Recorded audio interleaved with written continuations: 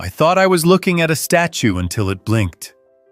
I said those exact words out loud to nobody as I stepped out of my truck, boots crunching against the iced-over gravel of the back lot behind the diner. The sun was dipping low over Pine Hollow, our small Montana town blanketed in the kind of cold that makes your nose hurt. And there, between two overturned trash bins, was what I thought, for just a moment, was a frost-covered stone. But then it moved. Just a little. A blink. A twitch. I took a step forward, breath fogging the air, and squinted hard. What I saw nearly made me drop the to-go order I was supposed to be delivering to old Mrs. Langley. It was a dog, or at least what used to be a dog. Thin as a wishbone and nearly hairless, with skin so raw and pink it looked painful just to see. Its ribs poked out like they were reaching for help. I could count every bone, every joint. I swear to you, I've never seen something look so empty and yet so alive.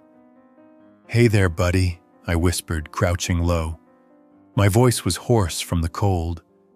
The dog didn't run, didn't even flinch, just blinked again. Slowly. One eye seemed gummed shut, and the other watched me like it was remembering what it meant to be seen. I should have walked away. I had a hot bag of meatloaf and potatoes in my hands, and a responsibility to an elderly woman who didn't take kindly to cold food.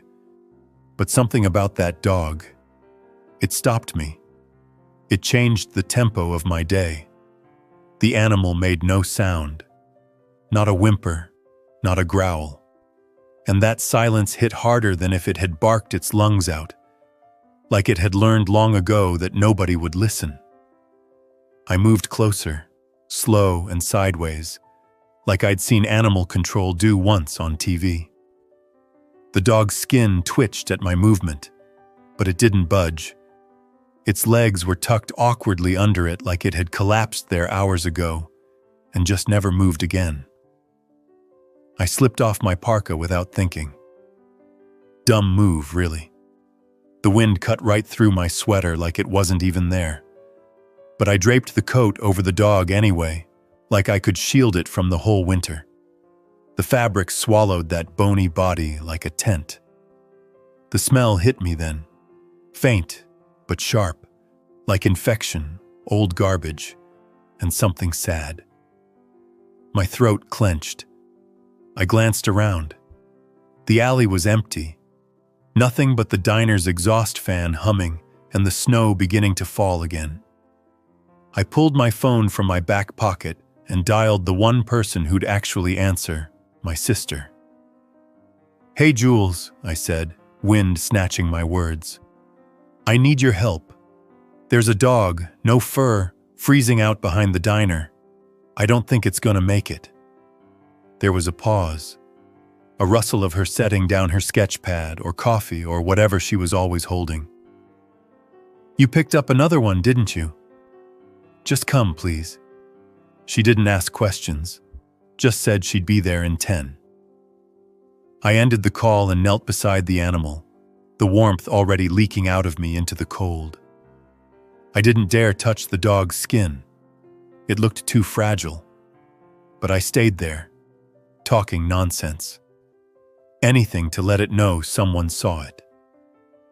"Name's Luke," I murmured. "I don't know who left you here, or why you've got no fur. But I swear, you're not alone anymore. You hear me?" The dog's good eye blinked again. Maybe yes, maybe no. But I kept talking anyway. 10 minutes later, Jules's Subaru came crunching into the lot, headlights swinging wide. She hopped out with a thick blanket in her arms and a face full of concern. "Oh, Luke," she breathed when she saw him. "Yeah." She moved gently, her long coat brushing the snow, and helped me wrap the dog tighter. She didn't ask anything more than necessary. Just said, "Let's get him warm," We didn't bother with the vet that night. He wasn't open, and honestly, I didn't think the dog would survive the ride. So we took him to my place, turned up the heat, laid down towels, and gave him some warm chicken broth from a mug. He didn't drink much, but he blinked again, and when Jules gently wiped his eye clean, he didn't flinch. That night, I slept on the couch beside him, my parka still draped over his back like a poor excuse for comfort. I listened to the radiator hum and the wind whistle past the eaves. I listened to see if he was still breathing. In the morning, I was sure he was gone. But when I sat up, I saw his eye open and focused on me. He hadn't moved an inch, but he was watching, waiting. I called in sick to work and drove him to the vet, a gruff man named Dr. Tom who'd seen it all until now. When he pulled back the parka, he gave a low whistle. "You weren't kidding," he said. "This is, well, I'm not sure if this dog's got a name or a future, but he sure has guts. Can you help him?" Tom looked at me over his glasses. "We'll try." Tests, shots, skin cultures. They said he had mange so bad it destroyed his follicles, malnutrition, dehydration, infection. Every word felt heavier than the last. But then Tom said something I didn't expect. "He's not giving up. That's something." For a while it was touch and go. He couldn't walk, he barely ate. But every day I came home from work, he'd lift his head just a little. That eye would blink. Jules started calling him Chance. "He got one," she said. "And maybe that's enough." I wasn't sure, but I kept showing up. Blankets, baths, soft food, whispered words in the dark. I didn't care how long it took, because somewhere deep down, I felt like I was the one who'd been rescued, and that was just the beginning. By the third morning, he tried to stand. It was just a wobble, a hesitant brace of those bony legs against the floor, and then a slow collapse back down onto the blanket. But it was something, a twitch of life, enough to make me spill my coffee trying to rush over. "Easy there, buddy," I said, crouching beside him. "No rush. Take your time." His eyes followed me now, both of them. The one that had been gummed shut was clearing up with the drops Dr. Tom gave us. He didn't make a sound. No bark, no whine. Just watched. I'd started keeping the house warmer than usual, which made my heating bill cry, but I didn't care. Every room had a blanket now. Every towel got sacrificed. The whole living room was like a soft nest of warmth and quiet. Jules stopped by every evening. She brought things: a new plush bed, special food for sensitive stomachs, some balm for his skin, and every time she walked through the door, she talked to him like he was an old friend. "Chance," she'd say gently, kneeling beside him. "You're starting to smell better. That's a good sign." He still didn't wag his tail, but one night, after she said that, his eye blinked just a little quicker, and his paw shifted half an inch toward her. That tiny motion felt like a thunderclap. The thing was, I didn't even like dogs much before this. Not that I hated them, but I never saw myself as a dog guy. They were messy, needy, always barking. But Chance, he was quiet. Still, he didn't ask for anything. Maybe that was why it broke me in the first place. By the end of the week, he could get up onto shaky legs, walk 3 steps, and collapse again into his blanket. We cheered for every movement like it was a championship. Dr. Tom gave us weekly check-ins. The mange was slowly backing down. His skin, though still raw in spots, was healing. He still had no fur, not even a trace, but he was alive. And now, he was moving. One night, around midnight, I heard a noise. Not a bark, just the softest scrape against the hardwood. I sat up on the couch, and there he was, Chance, standing in the hallway, on his own, looking right at me. "Hey," I whispered. "You okay?" He didn't move. "Wanna come sit?" Another blink, then, slow and careful, he padded into the room, his steps unsure. When he reached the couch, he sat. Just sat. Right beside me. I didn't reach to pet him. Still too soon. But we sat like that until I fell asleep. It wasn't much longer after that I started noticing the tail. Not wagging yet, but twitching, like a thought he hadn't fully formed. Jules said we should try letting him outside. Not for long, just a few minutes. It was early spring by then, and the sun had started warming the ground again. Still crisp, still cold, but not brutal.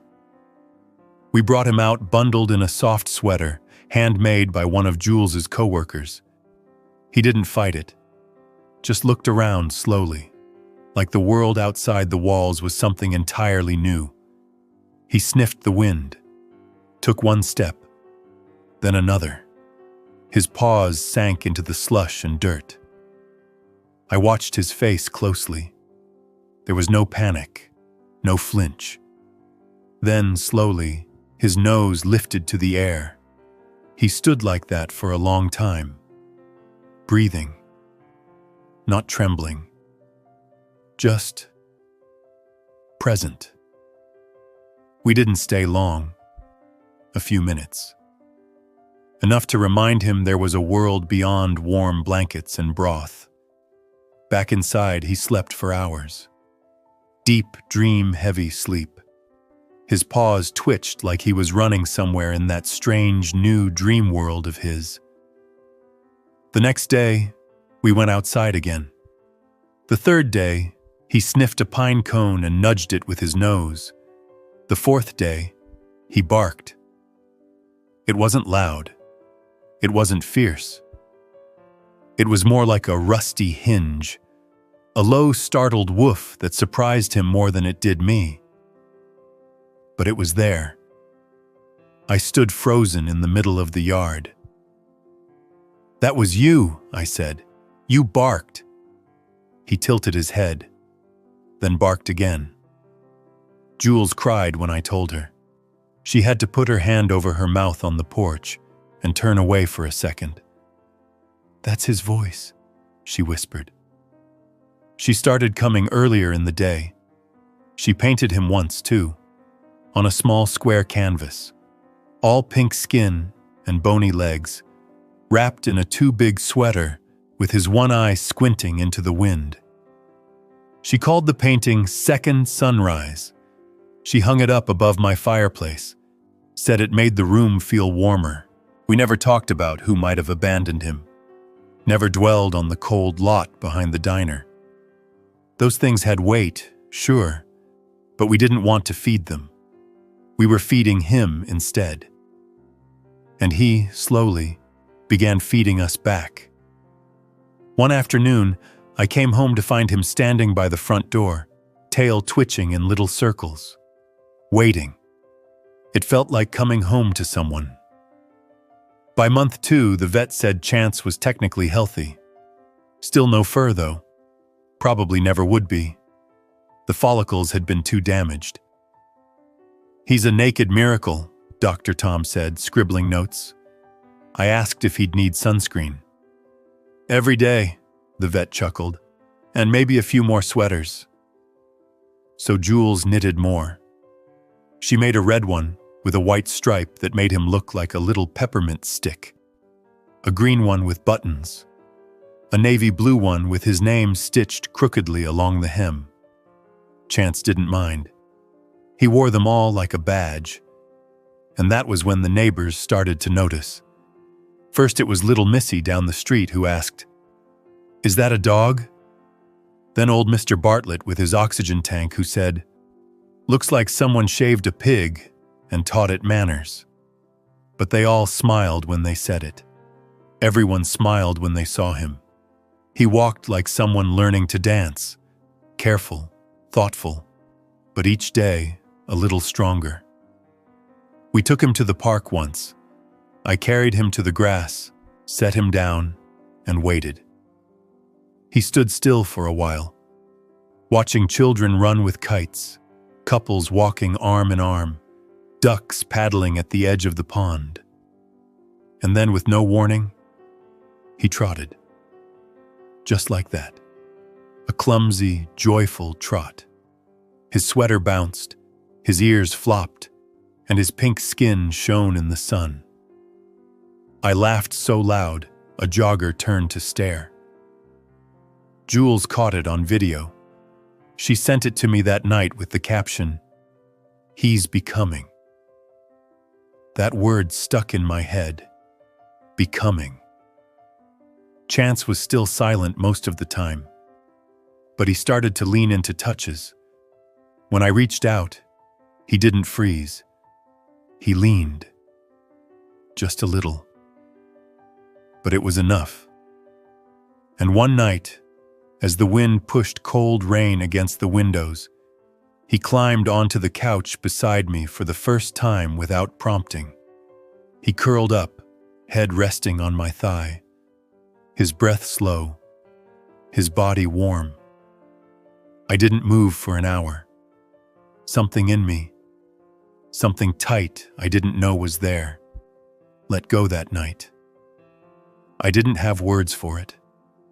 I just sat in the quiet, hand resting on his soft sweater, and breathed with him. And still, it was only the beginning. The first time Chance wagged his tail properly, it happened so fast I almost missed it. It was just one sharp sweep, like a windshield wiper testing itself in the drizzle. But it was there. A moment of recognition. A flicker of trust wrapped in muscle and movement. He did it when I came back from the grocery store. I'd been gone maybe 45 minutes, tops. When I opened the front door, arms full of bags, I caught it out of the corner of my eye. His tail moving. Quick, like he hadn't meant it. "You wagged your tail," I whispered, dropping the bag of apples onto the couch. He stared back at me, eyes wide like I'd caught him doing something forbidden. "You wagged your tail," I said again, softer, closer. This time he looked away, then back, like he was thinking about whether or not to try it again. He didn't, not right then. But something shifted between us that day. He was coming alive, not all at once, but in pieces, like when you warm up your car on a frozen morning and the windows defrost slowly, starting from the edges, spreading in. Jules noticed too. She came by the next day with a new sweater, this one pale yellow with a patch over the left shoulder. "He's brighter," she said. "Even his posture's different." I nodded. I didn't have words for it, but she was right. Chance no longer walked like a shadow. He stood taller, even if his back legs still wobbled a little when he turned. He sniffed things more, took longer to look at leaves and bugs and little twigs on the ground. We started walking him to the end of the block and back, just once a day. It wasn't far, but it felt monumental. Neighbors waved. Some came out to pet him. He never barked, never jumped. Just stood there like he was learning what hands meant. One morning we met a boy named Carter, maybe 8 or 9 years old, with a scabbed knee and a ball cap that hung low over his eyes. Carter had a juice box in one hand and a paper bag in the other. "Is that a sick dog?" he asked me bluntly. He was. He's healing. He's got no fur. Nope, He probably won't grow it back. Carter looked at Chance and then knelt down in the grass beside the sidewalk. He didn't try to pet him, just sat. Chance watched him, then took a step forward, then another. After a full minute, he nudged Carter's knee with his nose. Carter smiled. "He's soft," he said, "like a warm peach." That's how Chance got his nickname. After that, the neighborhood kids started calling him Peach. I didn't mind. Neither did Chance. He seemed to like the attention, even if it overwhelmed him sometimes. When it did, he'd press close to my leg or Jules's hand, and we'd step away for some quiet. That balance took time. There were days when the cold made his joints ache, and he'd refuse to move from his bed. Days when he growled, soft, warning growls, if someone knocked too loudly at the door or a car backfired down the street. Jules said, "Healing isn't linear. Don't expect him to go up and up without slipping a little." I knew she was right, but it still hurt. I hated seeing him afraid, curling inward like he thought someone was about to raise a hand. We made those days softer. Extra broth, softer blankets, gentle words and warm lights. The goal was never to fix him, just to make the bad days less lonely. One of those nights, after a particularly loud thunderstorm, I found him under the kitchen table, just lying there, silent, eyes open. I didn't say anything. I just crawled under with him, lay down on the cool floor. He didn't move for a long time. Then his head nudged into the crook of my arm. That's when I knew he remembered. Not what had happened, not who had left him, but what it meant to be safe. Dr. Tom cleared him for longer walks by month 3. We started going to the trail behind the park, where the trees lined up like old sentries and the dirt path turned to mulch after rain. Chance walked beside me, his sweater zipped snugly. He didn't pull ahead. He didn't lag. Just kept pace like we'd done it for years. Sometimes Jules joined us, sometimes not. But every time we walked, Chance seemed more alert. He sniffed the air, the trees, the base of signposts. He left no marks, no lifting his leg, but he watched, took it all in. People asked questions. They always did. "What kind of dog is that?" "He's Chance, just Chance. Where's his fur?" "Gone. But he's still him." They smiled. Some kids asked if they could hug him. I always waited for his cue. If he looked away or backed up, we declined. But if he stayed still or moved forward, the hugs were gentle. He was patient with children, always more so than with adults. Maybe he sensed their lack of judgment. In early May, a woman named Patty approached us on the trail. She walked with a cane and wore a purple windbreaker. "I've seen you out here before," she said, smiling at Chance. "He's special." "He is." She looked down, then back at me. "Reminds me of my Charlie. Lost all his fur to cancer before he passed. Sweetest dog I ever knew." She crouched slowly, holding out her hand. Chance moved forward, just a step, then stopped, looked up at me. I nodded. He licked her hand once. Patty laughed softly. "Oh, you beautiful boy. The world didn't beat you, did it?" She walked with us for a while that day. Said she'd just moved back to the area after taking care of her sister. She talked about quiet things, gardens, old dogs, warm soups. Chance listened. You could tell. After that, she brought treats in her coat pocket. Small, soft chews. Chance took them carefully, never rushed. By summer, he had friends. And me?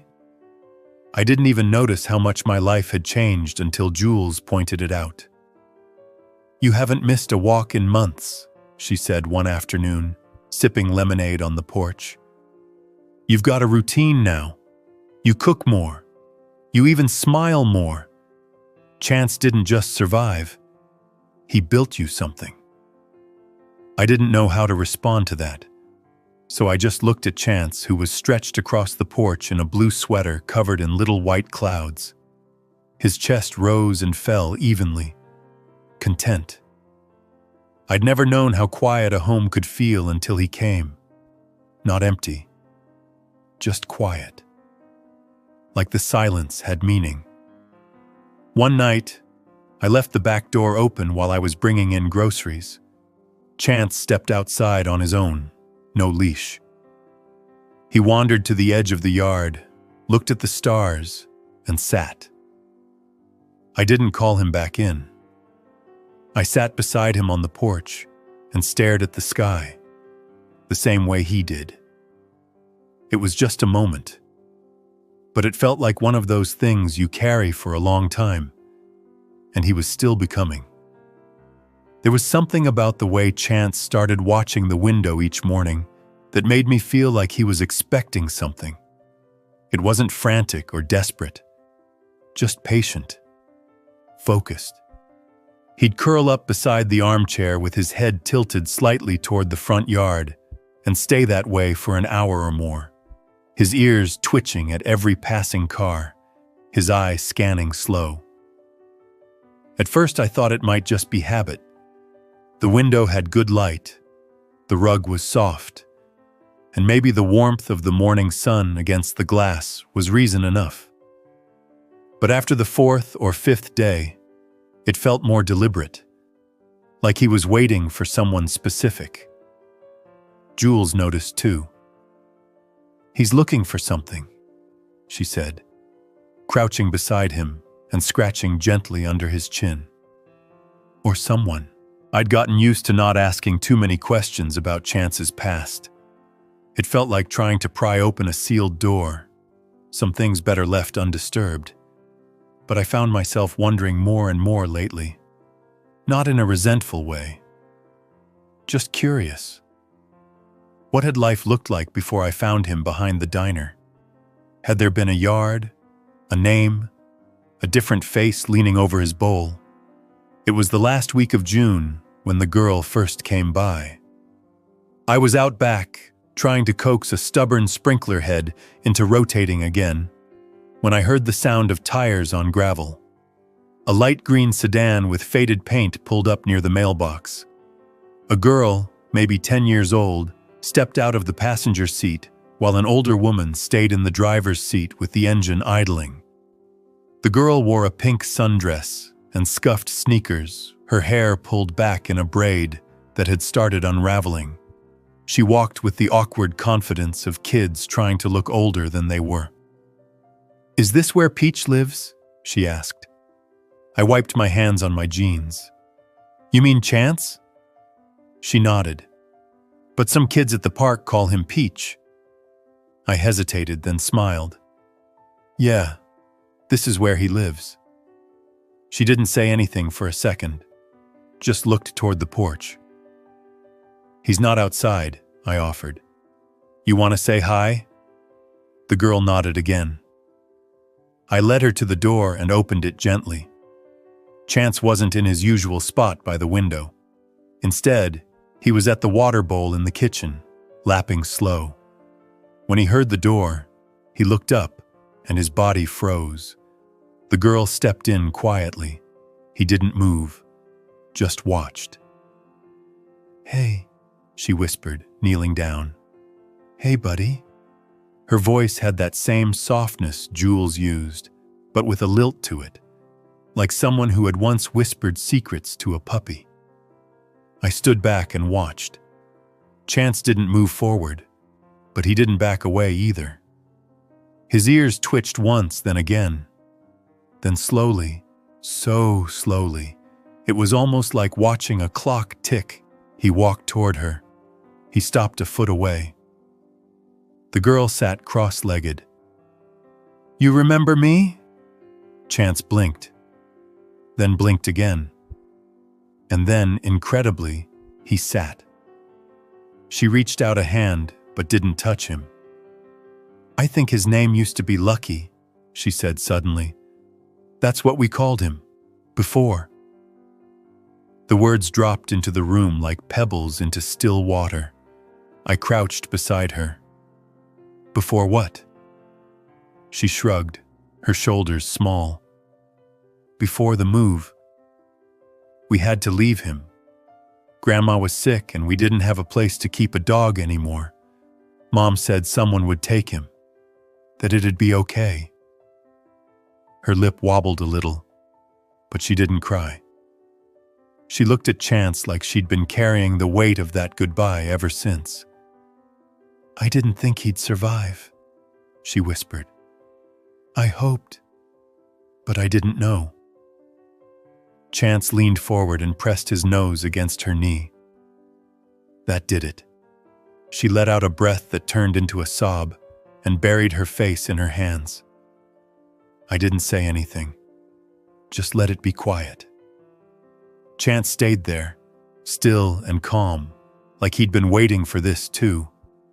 She stayed for 20 minutes, told him about her new school, her grandma's passing, her mom's job at the clinic, how her room was smaller now, but she had posters on the wall again. She talked like Chance was the only one who'd understand. When she stood to go, Chance followed her to the door. She looked up at me. "Is it okay if I come again?" Of course.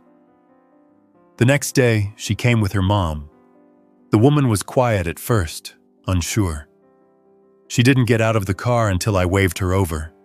She apologized for everything, explained the move, the finances, the promises made and broken. I listened, didn't judge, just let her talk. "He looks so different," she said, kneeling to pet him. "I didn't think he'd live." "Neither did I admitted. Chance nuzzled her hand gently, then looked back at me. He stayed close, like he wasn't choosing between us, just acknowledging both. They started coming every Saturday. Sometimes just the girl, sometimes both. She'd sit on the porch with a book or draw him with crayons and printer paper. Her mom brought coffee once, then again the next week. Jules met them eventually, brought her sketch pad, sat with the girl and helped her outline Chance in pastels. The drawing was messy, too many legs, uneven ears, but Chance sat for it like a pro. I put it on the fridge. One morning we took a trip to the lake. Chance had never been swimming as far as I knew, but when we reached the water's edge, he sniffed the shore, stepped forward, and dipped one paw into the shallows, then another. Then, in a burst of confidence, he walked in up to his belly and looked back at me, blinking. "You're a swimmer now?" I called. He didn't respond, just stood there as the water rippled around him. The girl laughed and waded in beside him, her dress hitched up above her knees. They stood like that, side by side, like a picture from a dream. That night, Chance slept deeper than I'd ever seen. Not a twitch, not a startle, just peace. It was July by then. The air was thick with sun and grass, and the sound of sprinklers ticking away down the block. People stopped to wave more often, ask about him, tell us stories about their own rescues, or how they remembered seeing him when he first started walking the neighborhood. "You've got a bit of a celebrity," one woman said, holding her toddler on her hip. Chance didn't care. He never sought the attention. He just accepted it like a breeze, felt it, then let it pass. He still never barked much. Maybe once a week, a soft warning when someone knocked. But mostly, he listened. He listened like it was a gift. One night, Jules sat with me on the porch and asked, "Do you ever wonder what would have happened if you hadn't found him?" "Every day." She nodded. "Me too." We didn't say anything for a while. Chance lay at our feet, his sweater speckled with bits of leaves and grass. His eyes were closed, but his ears flicked now and then, catching pieces of the wind. Jules leaned back in her chair. "He's still healing." "So am I," I said. Neither of us had to explain what that meant. August rolled in with heavy skies and long stretches of heat that made even the pavement sweat. I kept the fans going inside and the curtains drawn during the hottest parts of the day. Chance didn't care much for the heat. He'd sprawl belly up on the cool tile near the back door and sleep like he'd never known winter. He had a new lightweight cotton shirt, blue with little red sailboats printed on it, sewn by one of Jules's friends from the craft store. He wore it proudly, even as it rode up around his ribs when he lay down. He was eating more now, not just because he needed to, but because he enjoyed it. Sometimes he even sat near the counter while I cooked, sniffing the air and watching each motion like he was cataloging what went where. His appetite had returned with quiet ceremony, the kind that made a house feel whole. The girl, whose name I'd learned was Katie, came by twice a week now, sometimes more. She brought treats from the pet store near her apartment and stories about her teachers and new classmates. Chance would follow her from room to room, like a shadow stitched to her heels. And when she sat, he sat. When she laughed, he wagged. It was a language all their own. One Tuesday afternoon, we baked peanut butter cookies together, me, Jules, and Katie, with Chance curled up in the corner watching every move. Katie asked me, mid-scoop, what Chance's favorite thing was. "What do you mean?" I asked. She shrugged. "Like, what's his best thing in the whole world?" I thought about that. He likes morning walks, chasing leaves. He likes sitting near people and listening to them breathe. "That's kind of weird," she giggled. "Yeah," I said, smiling. "But good weird." Chance sneezed once as if in agreement. We made him his own cookie. No sugar, no chocolate, just a mix of oats, peanut butter, and mashed banana. He sniffed it suspiciously, licked it once, then ate the whole thing in 2 bites. "He approves," Jules said. By mid-August, the evenings turned golden and slow.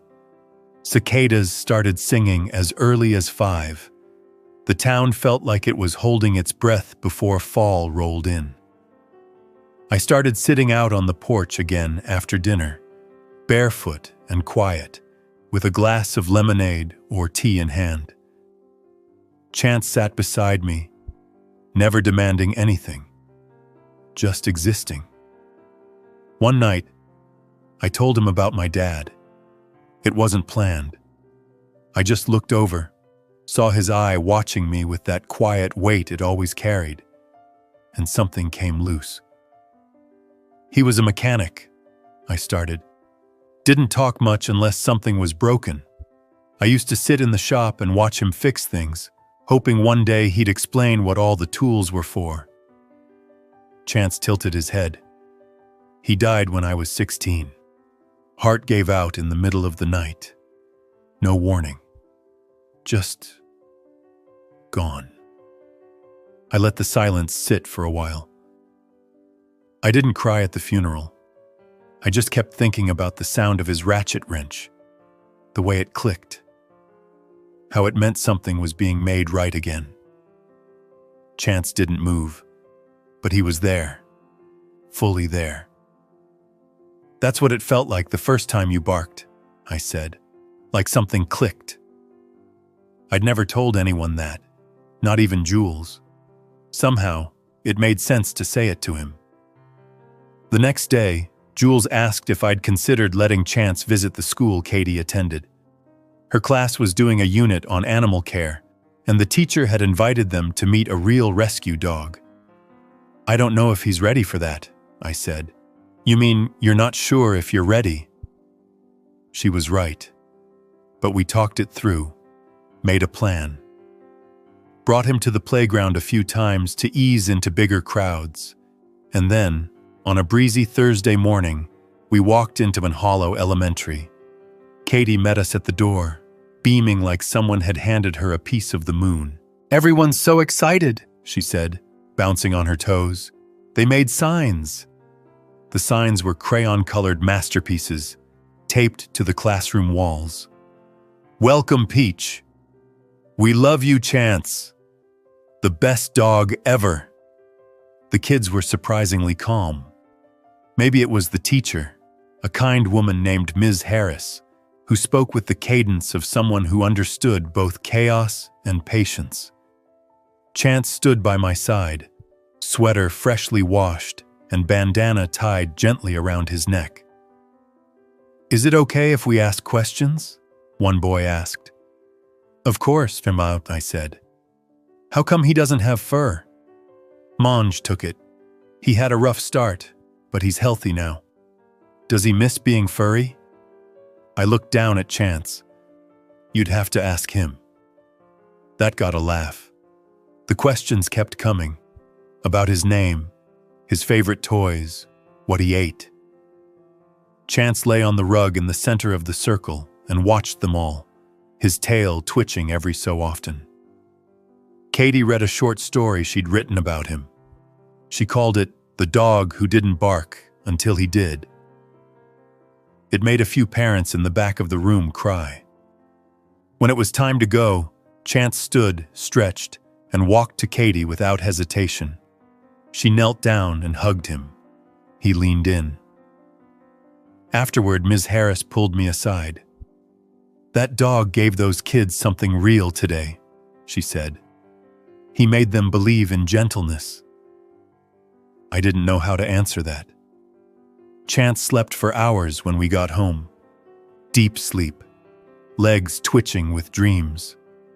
I sat beside him on the floor and ran my hand along his side, careful not to wake him. His breath was steady, his skin warm beneath the cotton of his new shirt. Later that week, we had a small birthday party for him. We didn't know his real birthday, of course, but we marked the day I'd found him behind the diner. 1 year since he blinked at me from the frost and didn't move. We made peanut butter cookies again. Bought him a toy shaped like a donut. Jules brought over a banner that said, "Happy Chance Day" in blocky letters. He didn't understand the fuss, but he enjoyed the company. Even old Mr. Bartlett came by, carrying a bag of beef jerky and muttering something about "never seen a naked dog with more dignity." Chance sat proudly on the porch, surrounded by people who knew him in pieces. None of us had the whole story, but together we were enough. And somewhere in the laughter, the music, the clink of glasses, I looked around and thought, this is what a home looks like when it's built around healing. Chance curled up beside the door as the sun went down, and Katie sat beside him with a plate of crumbs and one last cookie saved just for him. "Next year," she whispered, "we'll make you a cake." He blinked once. That was all he needed to say. The leaves hadn't quite started turning, but there was something in the air that hinted at change. Mornings had that cool edge, just sharp enough to make you pause on the porch with your coffee a little longer, pulling your sweater tight. Chance didn't mind. He liked the briskness, the way it made the grass feel firmer under his paws. He'd step into the yard now with a kind of confidence that still caught me off guard sometimes. Not rushing, not searching, just being. Every morning I'd wake to the soft click of his nails on the hardwood, the gentle shuffle of him padding from one room to the next. He had a routine now. First the kitchen, then the front door, then the hallway where the sun hit just right around 9. He'd stretch there, take a slow turn, then plop down and blink like he'd earned it. One particular morning, as I stirred creamer into my coffee, I saw him standing in front of the pantry. He wasn't begging, just standing, waiting, like he knew I kept the banana chips on the second shelf and figured he might get one if he asked without asking. "You're spoiled," I said. He blinked. I gave him 2. That day, Jules came over with something wrapped in brown paper. She placed it on the coffee table and said, "I think it's time." I peeled back the paper to find a leather collar, simple, soft, and engraved with one word: Chance. "He deserves one that says he belongs," she said. I nodded. My throat was too tight to speak. When I fastened it around his neck, he didn't flinch, just stood still, then turned and rested his head gently against my knee. Katie came by that weekend with a backpack full of notebooks and pencils. She plopped herself down on the rug and declared she was doing homework at our place now because Chance helped her concentrate. "He's like a thinking pillow," she said. He took it in stride, laid beside her, let her rest her elbow against his ribs while she scribbled away. Her mother stopped by to check in and ended up staying for tea. She'd been promoted at work. Things were better. She said it quietly, like she didn't want to jinx anything. "I still think about that day," she said, "the one where we had to leave him." I didn't interrupt. I remember him watching from the yard as we drove off. He didn't bark, just stood there. I couldn't look back. Chance, as if sensing the shift, walked over and placed his chin on her knee. She smiled. Her eyes were wet. "I guess he forgives me," she whispered. I didn't say it out loud, but I thought, he forgave all of us. Later that night, after everyone left, I sat in the living room flipping through an old photo album. Not mine. One I found at a garage sale years ago. Pictures of people I didn't know, smiling in places I'd never been. I liked the mystery of it. Chance climbed onto the couch beside me, careful with each step, then settled with his back against my thigh. I showed him one photo, a black and white of a man fishing by a river. "That could have been you," I said. "River dog." He snorted softly. I swear it was a laugh. We fell asleep like that, the album still open on my lap. The next morning, we went to the farmer's market. It was crowded, noisy, and full of smells. I wasn't sure how Chance would handle it, but he surprised me again. He walked slowly beside me, his collar shiny in the morning sun, his steps steady. People waved. Some asked to pet him. A few remembered him from months ago. "That's the little guy from behind the diner, right?" one vendor asked. "Not so little anymore," I said. Chance leaned into the man's hand as he scratched behind one ear. Jules met us there, carrying a canvas bag full of apples and sunflowers. She handed me a jar of homemade jam and kissed the top of Chance's head. "You're a farmer's market kind of dog now," she teased. He wagged his tail just once like a secret handshake. That week, the mornings turned colder. I swapped out his light shirt for a flannel one with wooden buttons. Jules said he looked like a lumberjack. He seemed to like it. He'd sit on the porch and watch the leaves drift down, one by one, tracking each with that single wide eye. One evening, I found him lying in the hallway in a patch of fading sunlight. Katie's drawing from earlier in the summer had slid off the fridge and landed nearby. He was just staring at it. When I picked it up, he looked at me, then nudged it with his nose. "You want it back up?" I tacked it above his bed. He curled up beneath it like it was a roof. The week after that, we visited Patty again, the woman from the trail. Her back porch looked out over a big vegetable garden, and she had a quilt folded over every chair. Chance walked straight to her when we arrived. No hesitation. She scratched his chin and gave him a piece of apple from her plate. "I've had dogs all my life," she said, "but I've never met one like him." Neither had I. That night, as the wind picked up and the sky turned a deep orange behind the trees, Chance stood at the front door and looked out. Not waiting, not watching, just being part of it. And I stood behind him, hand resting on his collar, wondering how we ever lived without him. September brought the first real wind. Not a breeze, but that unmistakable kind of gust that carries dried leaves through the streets like little dancers. It rattled the porch railings and whispered around the mailbox. Chance seemed to like it. Every time the wind blew through, he'd lift his head and close his eyes, as if the sound itself told a story he recognized. We started walking earlier in the mornings to catch the sun just as it climbed over the ridge. The neighborhood was still then. Quiet. It felt like we were the only ones awake, wandering down sidewalks lined with trees just starting to change color. Orange, yellow, deep red. Chance didn't rush. He sniffed every lamppost and mailbox like he was reading old letters left behind by other dogs.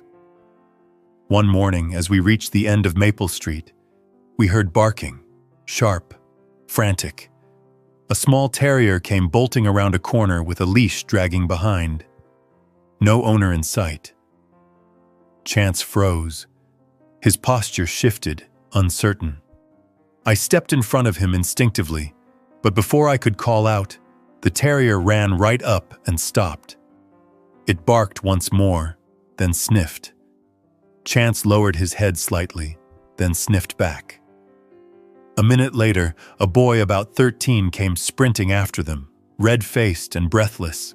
"Max, Max, come here!" He grabbed the leash, bent over with his hands on his knees. "Sorry, he slipped the collar, again." I smiled and waved it off. Chance just stood there, quiet and calm. "Your dog's cool," the boy said. "Thanks. His name's Chance." The boy blinked. "Oh, I've heard of him. That dog who lived behind the diner, right?" It struck me. His story had become part of the neighborhood story. Chance didn't seem to care about his local fame. He was more interested in the leaf stuck to Max's tail. After that, we saw Max and the boy, his name was Connor, every few days, sometimes on purpose, sometimes by accident. They'd walk part of the way with us. Max was a yappy thing, but Chance tolerated him. Jules had started painting again, more than usual. She showed me a canvas she'd been working on, one that showed Chance sitting in front of a line of trees with no leaves, facing away from the viewer. "It's about change," she said, "not loss, just the quiet part in between." I understood what she meant. One evening, we walked down to the lake. It wasn't far, just past the edge of town, where the houses thinned out and gravel replaced pavement. The trail was damp and dotted with acorns and fallen branches. Chance walked ahead of us, tail high, confident. At the lake, we stopped at the bench near the dock. Chance padded forward and stood right at the edge, staring at his reflection in the dark water. He didn't move for a long time. "Do you think he remembers?" Jules asked. "Remembers what?" "How it felt to be left, to be cold, alone."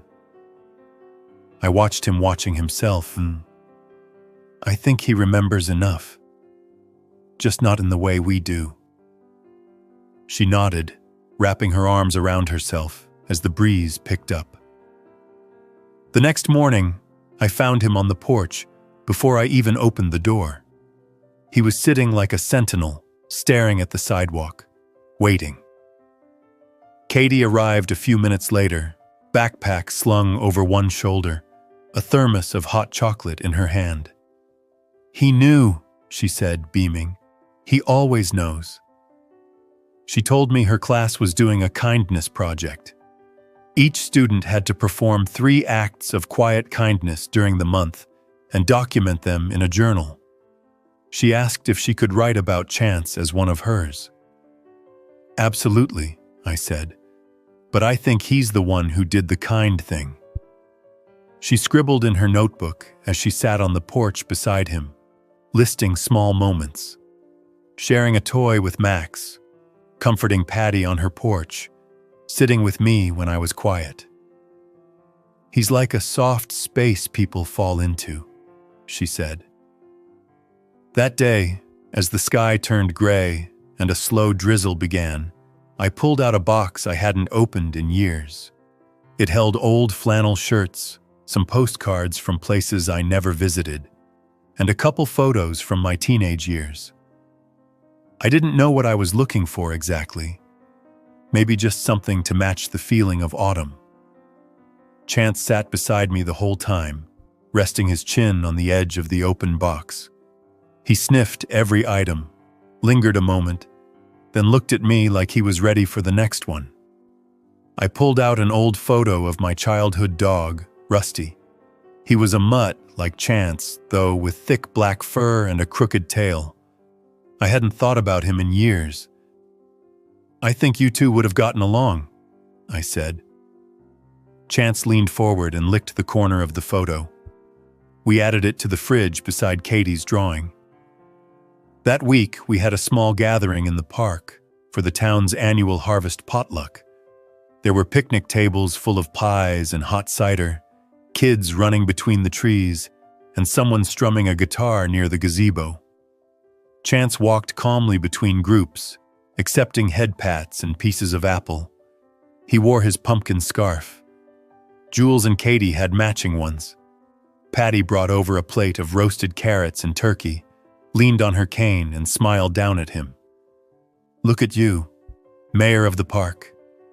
He wagged his tail just once, slow and steady.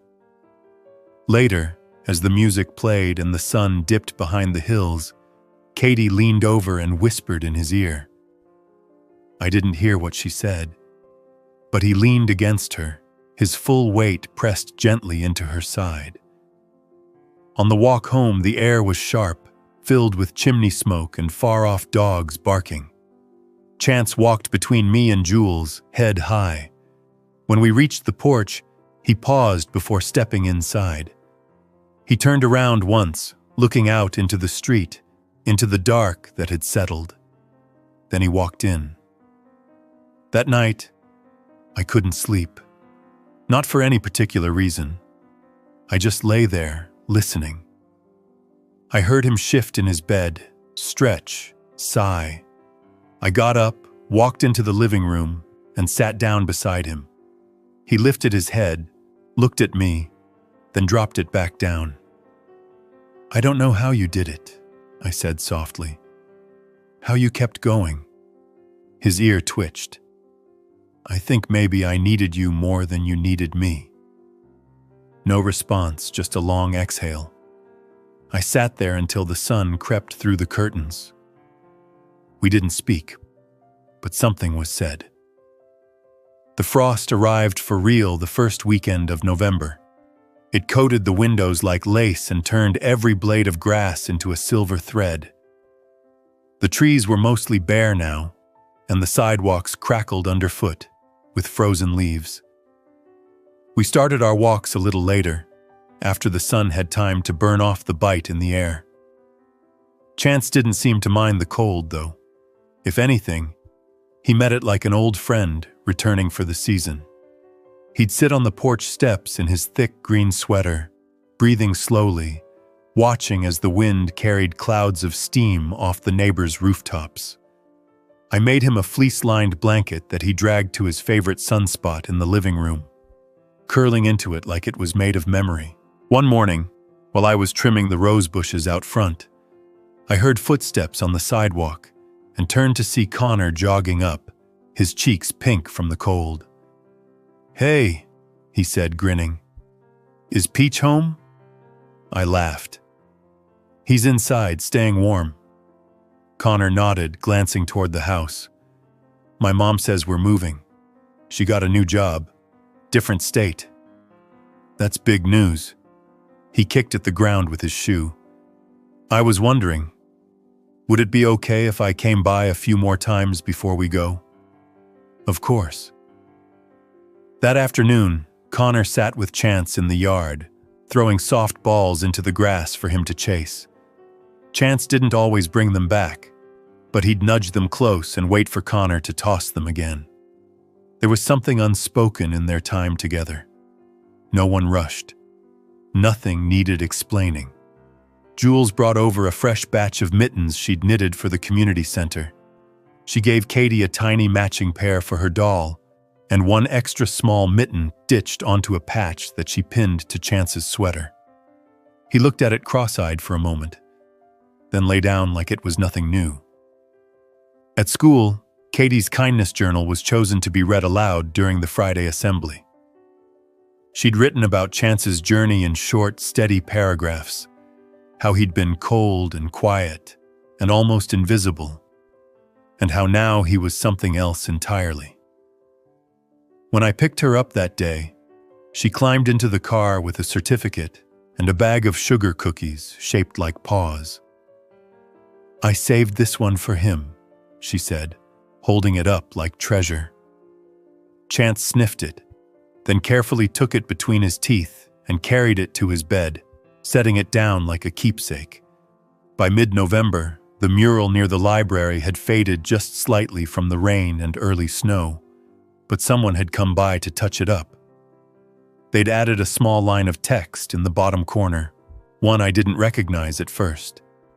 It read, "Inspired by the quiet heart of a dog who waited." I showed it to Jules. She stood there in the drizzle, arms crossed, eyes glassy. He teaches people, she said, without trying to. That night we had dinner at Patty's place. She'd made stew and baked cornbread, the kind with just a hint of honey. Chance lay at her feet while we ate. His body relaxed, eyes half closed. He didn't beg. He never did. But every so often, he'd get a gentle pat or a small nibble slipped under the table. Patty told stories about her childhood dogs, how each one had come at a strange time in her life. One after her first husband passed, another when she'd moved across the country. I think we find the ones we need, she said, tapping her spoon against her bowl, even if we don't know we're looking. Back at home, we sat in the living room, the heater humming. Chance curled near my feet with one of Katie's toys between his paws. I flipped through the local newspaper and found a small photo from the mural event. There was a blur of kids, some volunteers, and Chance at the center, wearing a red sweater and looking calmly at the camera like it was no big deal.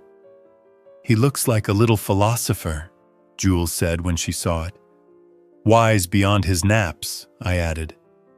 The next morning, frost covered the back steps in a thick sheet. I laid down a rug so Chance wouldn't slip. He stepped out slowly, sniffed the air, and gave a short, soft bark, a greeting maybe, or just a check-in with the world. Katie came by later with a shoebox. She'd made a scrapbook full of printed photos, hand-drawn doodles, and small notes. One page had a cutout heart that read, "Thank you for coming back." She handed it to me shyly, "In case you want to remember everything." I hugged her. Chance licked her mitten. The sky turned heavy by the end of the week. Flurries started showing up in the afternoon. The forecast hinted at snow for the weekend. So we prepared. I stocked up on broth, kibble, and extra firewood. Jules brought over candles and blankets. Katie made Chance a holiday bandana with snowflakes drawn on in silver marker. On the first real snow day, we all met in the park. A few neighbors came too. We brought thermoses of cider and a folding chair for Patty. Chance walked the edge of the field, nose to the ground, tail lifted in a slow wag. Max tried to engage him in a chaotic game of chase, and for a minute, just one, Chance played along. He darted forward, stumbled, then turned in a lazy loop that made Katie burst into laughter.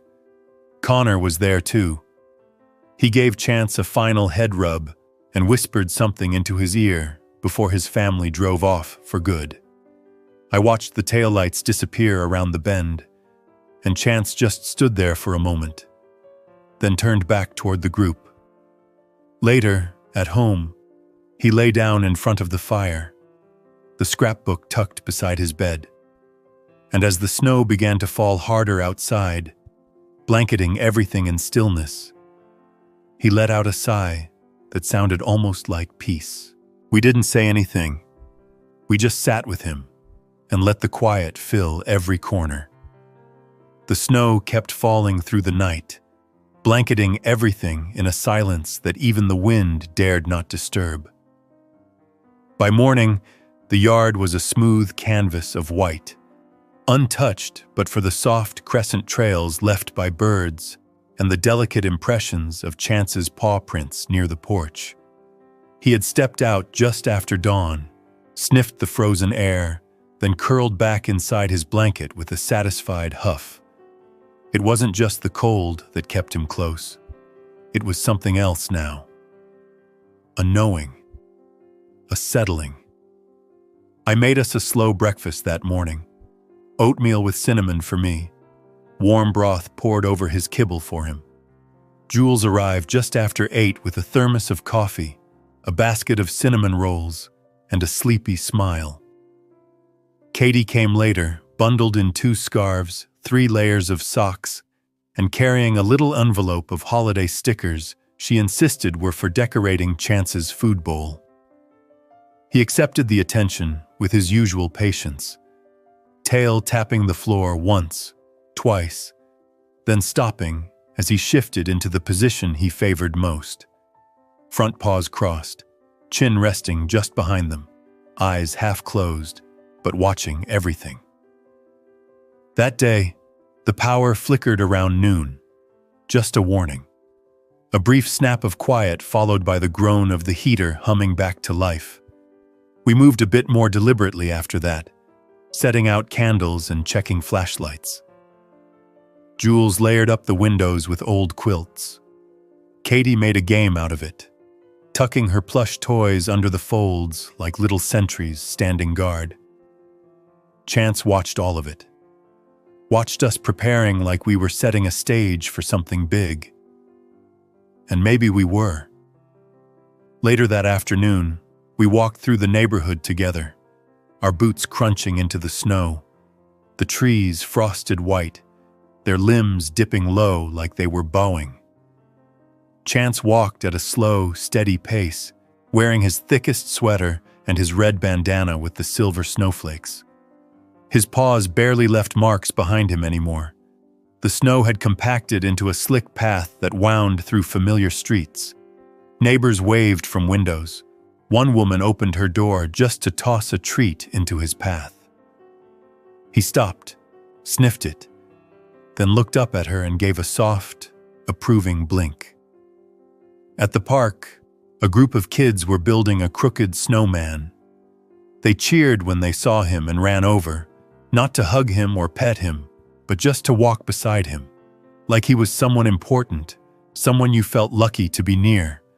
And he let them, walking slowly down the hill with 3 children flanking him, like guards escorting royalty. We made our way back as the sun dipped, casting everything in gold and blue. The snow sparkled like something imagined, and for a while we didn't speak. We just moved together, me, Jules, Katie, and Chance, one body of warmth against the growing night. That evening, with the fire going strong and the windows fogged from the heat, we laid out a spread of snacks and curled up under blankets on the floor.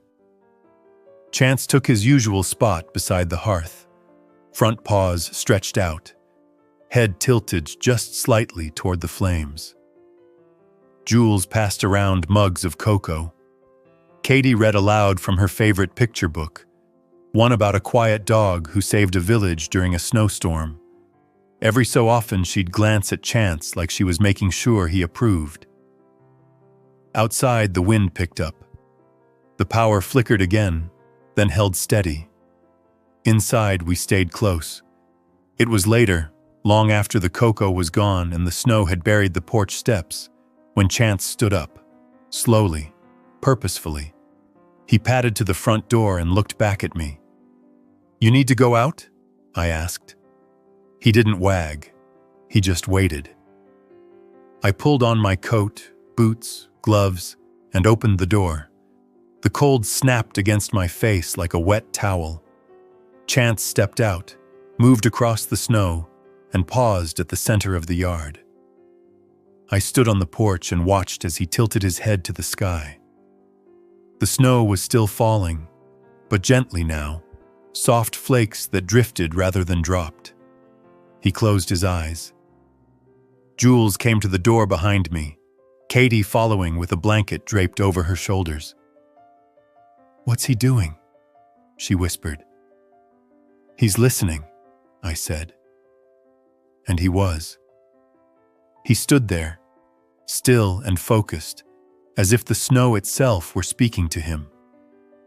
A breeze came, lifting a swirl of powder around his legs, and for a moment, he looked like part of the landscape, something made of wind and winter, something that had always been there.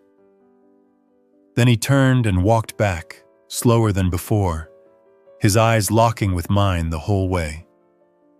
I opened the door. He stepped inside. He stopped just short of the rug and looked at Katie. She knelt. He leaned into her, pressing his whole body weight into her arms. She buried her face in his sweater. "I love you," she whispered. "I hope you know that." He licked her cheek once, then curled up on the rug, closer to her than usual. We sat in a circle after that, the four of us, listening to the wind and watching the fire. Chance shifted once, his nose touching the tips of Katie's fingers. He fell asleep like that. Hours passed. The snow outside deepened. Katie dozed off. Jules leaned into my shoulder. I watched the fire, the flicker of orange light dancing in Chance's reflection on the glass of the front door. At some point, the wind stopped, and the silence became absolute. I don't know when I realized. I just knew. He was still. His chest didn't rise. His ears didn't twitch. The fire cast the same soft light on his face, but he didn't blink. I moved slowly, placing my hand on his side. It was still warm. Jules sat up. Her hand found mine. Katie stirred, then looked down. She didn't speak. She just curled beside him and held his paw. We stayed like that for a long time. No one cried. Not right away. We just breathed in the quiet. Later, Jules and I carried him to his bed, wrapped him in his favorite blanket. We left the fireplace on and the lights low. Outside, the snow stopped falling. Morning came slow, gray and golden.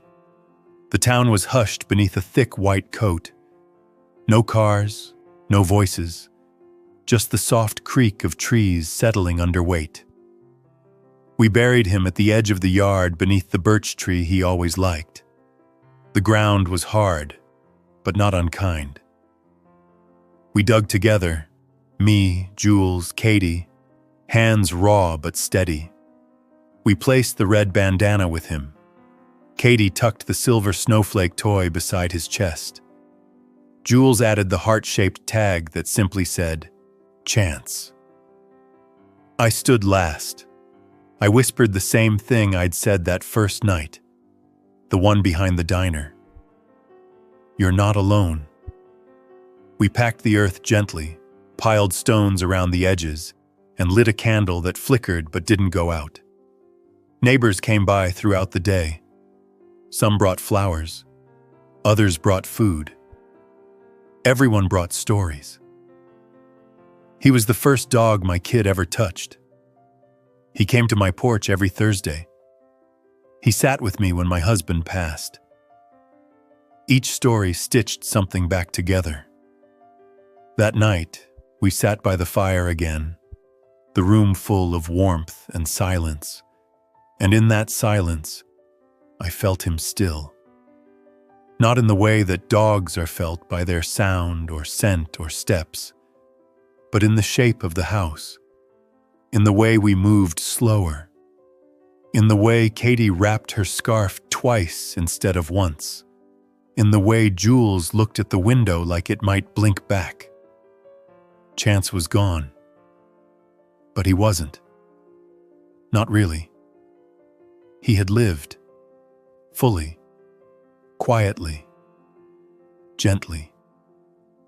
He had waited, survived, and become something more than he was. Something that changed us all. And in that truth, even as the night deepened and the wind returned, there was only one thing left to say. Thank you. One day, as the wind kicked up and the leaves blew hard across the sidewalk, Chance did something he hadn't done before. He chased one. Not far, just a few steps. A sudden dart forward, a half bound into the air, and then he stopped, leaf in mouth, looking back at me with a face that almost smiled. Katie was over that afternoon. When I told her, she squealed and jumped up. "We need to get him toys like that! Windy Day toys!" I didn't even know what that meant. But the next day she came back with a box of little felt leaves and soft ribbons that moved like real ones. Chance loved them. He'd pick one up, toss it in the air, and chase it 3 feet before lying down beside it like he'd conquered a dragon. The weather cooled more quickly than usual. By the end of the month, we had frost in the mornings and jackets back on our shoulders. I knit Chance a neck warmer, clumsy and uneven, but he wore it with pride. Jules brought over a new bed for him. Bigger, softer. It sat under the window where the sun hit mid-morning. One day I found him asleep in it, paws twitching. I sat nearby and just watched, the way you might watch a campfire flicker or leaves rustle in wind. That week I got a letter in the mail from the town hall. They were starting a community mural project near the elementary school. The wall behind the library had been chosen, and they were asking for local residents to submit ideas. Jules said, "You should submit Chance." I laughed. "I'm not an artist." "But you're a storyteller," she said, "and everyone in this town knows him. He's more than a dog now. He's part of the fabric." I helped sketch the idea. Jules did the painting. Katie and her class helped fill in color blocks. When it was done, the mural showed Chance standing in front of a glowing sky. His sweater was red, his stance strong. Around him were children, trees, clouds, and falling leaves. On the bottom, in careful letters, it said, "Hope comes quietly." The town loved it. People took photos. The local newspaper did a short article. Chance visited the mural once, sniffed the grass at its base, and promptly laid down. Later that week, a couple showed up on my doorstep with a small donation envelope. They introduced themselves, Lisa and Greg. Turns out they'd seen Chance that night behind the diner, but hadn't been able to get close. They'd left food nearby but couldn't take him in. "We always wondered what happened to him," Lisa said, her voice cracking. I told them everything. They listened like they were being handed a story they'd hoped was true. Before they left, Greg knelt down and whispered, "You made it, buddy." Chance leaned into his hand like he understood. That night, as the fireplace cracked and the last of the daylight disappeared, I sat with Jules and Katie in the living room. We were all quiet. Chance lay in the center, his sweater now a faded plaid from too many washes. Jules spoke first. "He doesn't even know how much he's changed us." "He doesn't need to," Katie said, scratching his ear. And I thought, maybe that's the point. Maybe healing doesn't need a mirror. Maybe it just happens when you're not looking. Chance rolled onto his back and let out a long, slow breath. Katie laughed. Jules snapped a picture. I tucked a blanket over my knees and leaned back into the quiet. Somewhere in the house, a draft moved through. The smell of pine and chimney smoke drifted in. And Chance, that dog who once refused to bark, twitched his ears and smiled in his sleep. By October, the mornings came late and the evenings arrived early. There was something soft about the way the sun lit the neighborhood now, like even the sky was beginning to wind down. Trees stood half-naked in yards and parks, and the wind carried little flurries of leaves through every street corner, piling them up in rust-colored waves. Chance had grown into the rhythm of it. He had his thicker sweaters now, ones that Jules helped reinforce with soft fleece lining. He didn't mind the chill, not anymore. His paws didn't hesitate on the frost-covered grass, and he didn't shy away from the wind, even when it howled. If anything, he leaned into it. He'd developed a habit of standing at the back door right after sunrise, waiting for me to unlatch the deadbolt so he could walk into the yard and take it all in. He never ran. He just moved slowly from corner to corner, inspecting the fence, sniffing where the squirrels had passed through, sometimes stopping to watch the fog linger just above the ground. I started joining him more. We'd stand there in silence, just us and the gray light, breathing out clouds. Katie made him a new toy, some sort of leaf-shaped pillow stuffed with crinkly fabric. He carried it from room to room like a badge of honor. She also brought him a pumpkin-colored scarf, which she said was his fall outfit. He tolerated it only because she was the one who tied it on.